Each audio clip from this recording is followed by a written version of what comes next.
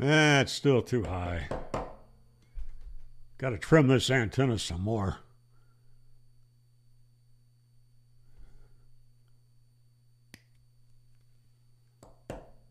Oh, no, now I took off too much. I got to start all over again. Oh, hi. What am I doing? Oh, I'm trimming my antenna for the lowest SWR. It has to be 1-to-1, you know. Well, you might think that's the dumbest thing you've seen on this channel yet. But let me tell you a little story. I used to live in Denver, Colorado. And there was a radio shop there where they sold ham and CB gear. Well, I went in to buy a 2-meter transceiver. And while I was there, a CBer came in. He says to the store operator, he says, "My friend has an SWR of 1.2 to 1. My SWR is 1.5 to 1. I want my SWR to be 1.2 to 1.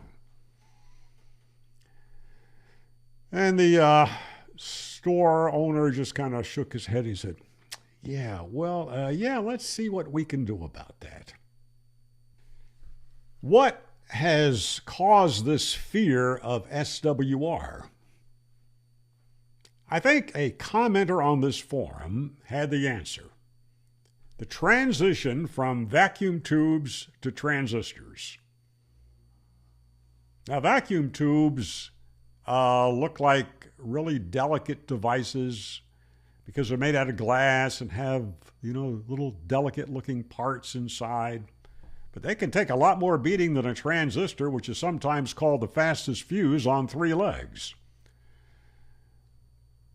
A vacuum tube transmitter output stage could tolerate a reasonable mismatch with no problem.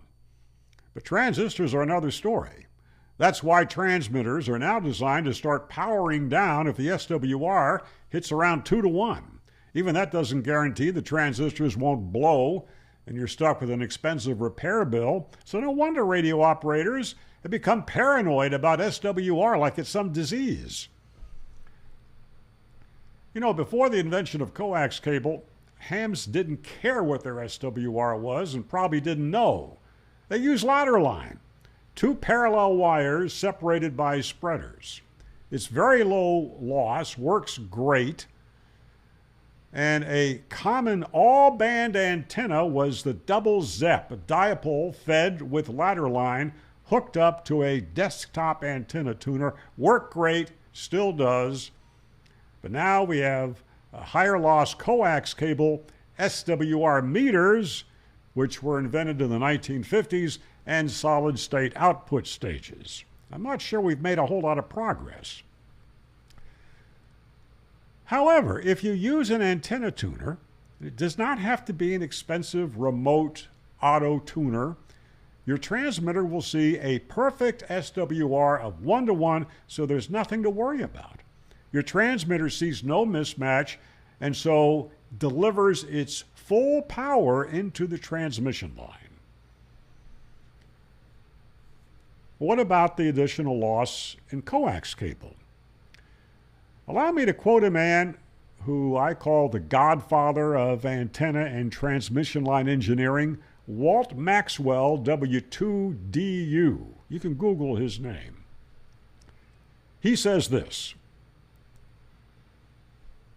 from the viewpoint of amateur communications, it can be shown mathematically and easily verified in practice that the difference in power transferred through any coaxial line with an SWR of 2 to 1 is imperceptible compared to having a perfectly matched 1 to 1 termination, no matter what the length or attenuation of the line, and that many typical coaxial feed lines that we use in the HF bands with an SWR of 3 or 4, and often as high as 5 to 1, have an equally imperceptible difference.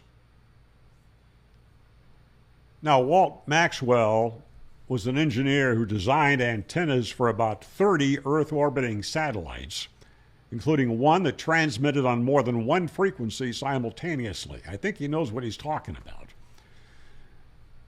Now, with coax cable, you generally get what you pay for. Let's look at a couple of examples.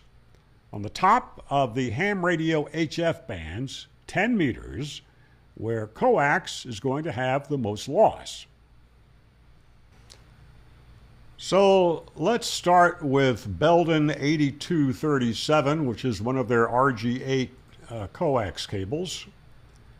Line length 100 feet, frequency 28 megahertz. And let's start with a load SWR of 2:1, power in 100 watts. Calculate.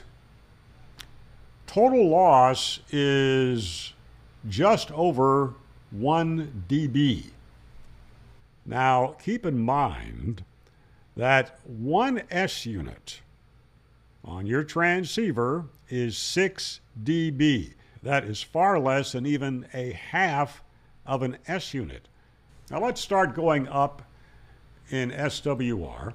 Let's go to 3:1. Not much change at all. Total loss still less than 1.5 dB, imperceptible. Let's go to 4:1.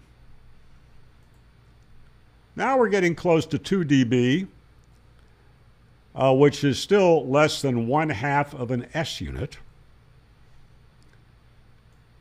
And let's go way up to 5:1 SWR. Now we have a total loss of 2 dB.